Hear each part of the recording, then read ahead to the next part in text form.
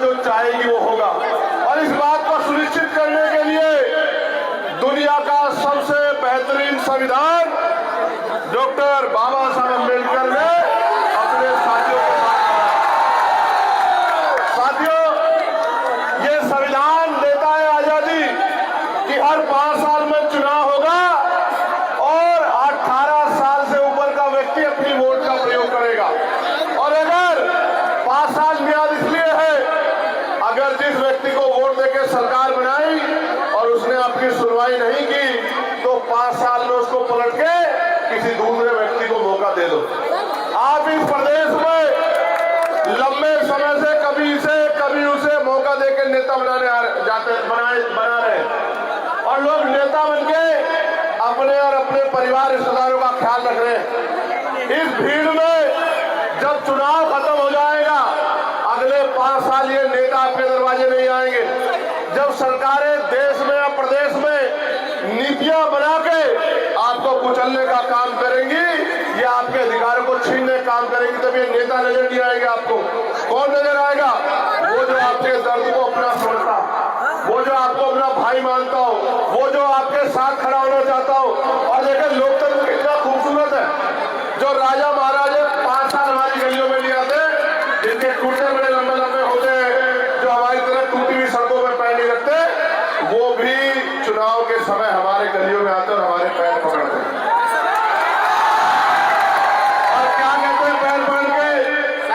ताया जान, चाचा जान, भैया जी, ताऊ जी, ताई जी, दीदी, बहना, अम्मा, चाची, ताई, मेरे सर पे हाथ रख दो और मुझे मौका दे दो। लेकिन उसको तो मौका देते आए हैं, लेकिन चुनाव के बाद वो 5 साल अब ईमानदार से पूछो, दिल पे हाथ रखे, चुनाव के बाद 5 साल में कभी आते हैं आपके बीच में? तो यार, आप तो इंसान हो, समझदार हो। जानवर को भी कोई धोखा दे दे तो जानवर उस गली से नहीं गुजरता। आप तो इंसान हो। आप देखो, लोकतंत्र की एक खूबसूरती और ऐसा नहीं एक आदमी के नाम पे चुनाव होता है। जनता को मौका मिला है कि वो अपनी विधानसभा में जिसको समझती हो कि ये सबसे बेहतर है, उसको वोट देके उसका बटन दबा के उसको कामयाब करके भेज सकती है। इसी कड़ी में उत्तर प्रदेश के नगीना से वहां के दलितों, पिछड़ों, मुसलमानों, आदिवासियों ने और किसान मजदूर लोगों ने मुझे वोट देके लोकसभा में भेजा। और जब मैं लोकसभा गया, जब कहीं भी पूरे देश में किसी की मॉब लिंचिंग हो, किसी के अधिकारों का हनन हो, वक्त के खिलाफ कानून बने या कहीं भी कोई जुर्म जाती हो, हम लोग उसका डटकर मुकाबला करते हैं। आज मुझे आपके बीच आने का मौका मिला है और इसके लिए मैं भाई इरफान का बहुत बहुत शुक्रिया अदा दिल से करता हूं कि इरफान भाई ने ये अवसर पैदा किया।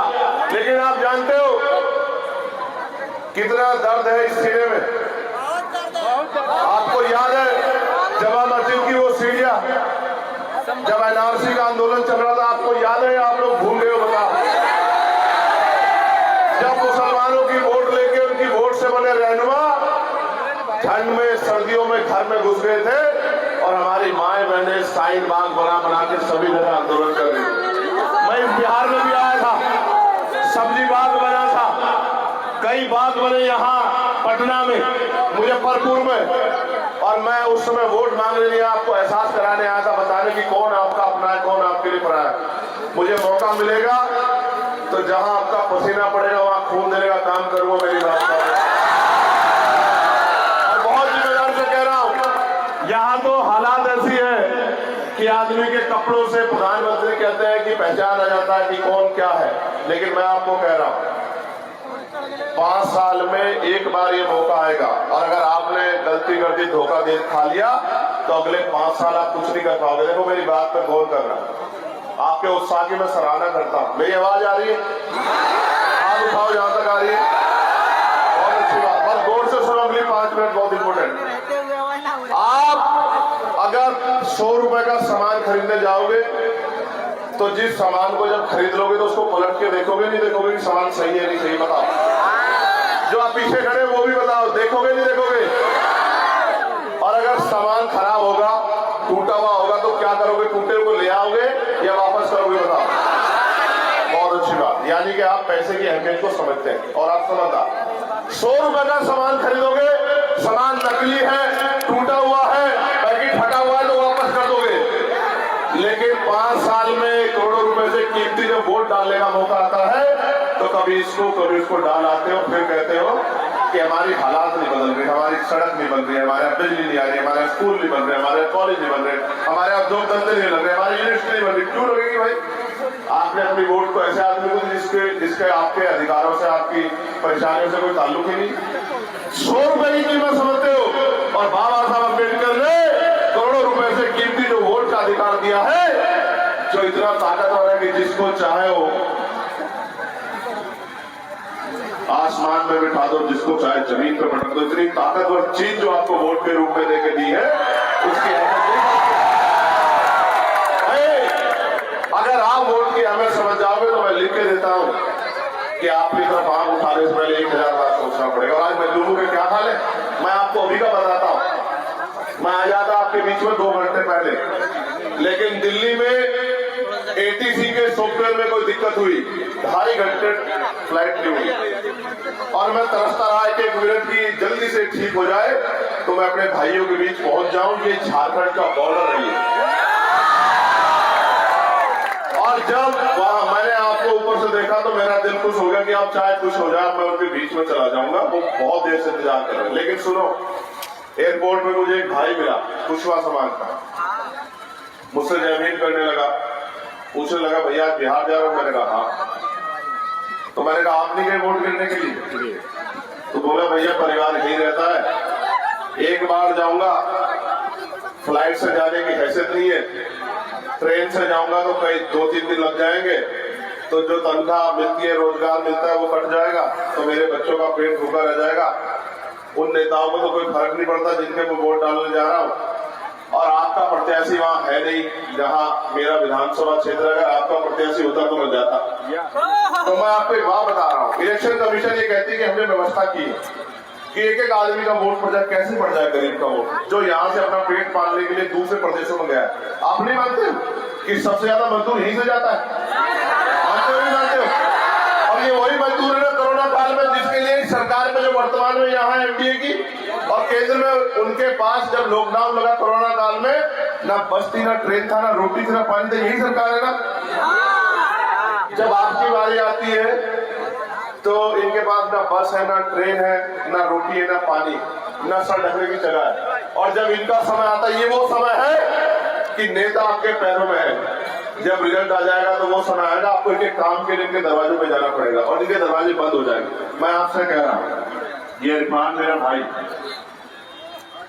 मैं भीम आर्मी के नौजवान साथियों में कहना चाहता हूं, आप ये मत समझना कि इरफान लड़ रहा, आप ये समझना कि चंद्रशेखर आजाद लड़ रहा है हमारे साथ।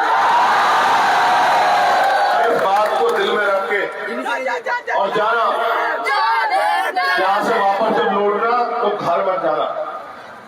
ये याद रखना कि जो जुर्म जाति अन्याय अत्याचार और जो बेबसी गरीबी लाचारी में हम लोग जी रहे, इसको बदलने के लिए हमें मौका चाहिए। और लोकतंत्र में वो मौका चुनाव के रूप में आता है। हमने जितने जुर्म सहे, जो हमारे मन में पीड़ा, हमारी बात रखेगा कौन? हम लाखों लोग मिलकर विधानसभा में जाके नहीं रख सकते। कौन रखेगा? वो नुमाइंदा जिसको हम लोग भेजेंगे। और अगर हम अपनी वोट को, जैसा मैं आपसे कह रहा हूँ, बांटेंगे नहीं, जिम्मेदारी से वोट करके और अपना नुमाइंदा भेजेंगे, तो आपको रोज सुनने को मिलेगा कि विधानसभा में आपके क्षेत्र के अधिकारों के लिए कोई लड़ रहा है। तो यहाँ से घर में जाना, हम 8 घंटे पेट पालने के लिए काम करते हैं, मगर कहा गया है बाबा साहब अम्बेडकर द्वारा कि आदमी भूखा रह सकता, अपमानित होकर नहीं रह सकता।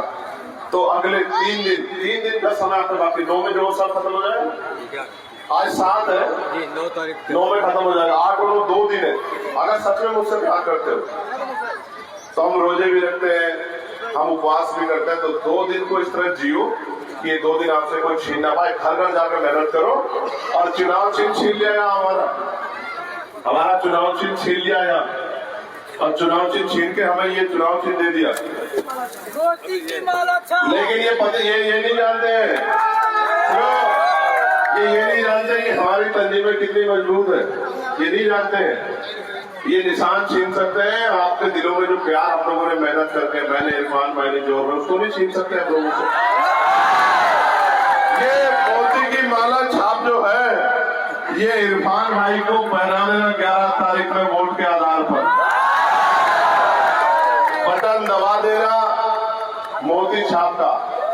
और ये जब बटन दबाओगे तो पता क्या होगा, ये अलादीन का चिराग बन जाएगा। 8 नंबर पे ये अलादीन का चिराग बन जाएगा। कैसे? इसको आपकी आशीर्वाद से इतनी ताकत मिलेगी कि जब जब आपकी तरफ कोई मुसीबत आएगी तो ये सीना तान के आपके आगे खड़ा हो जाएगा मेरी बात।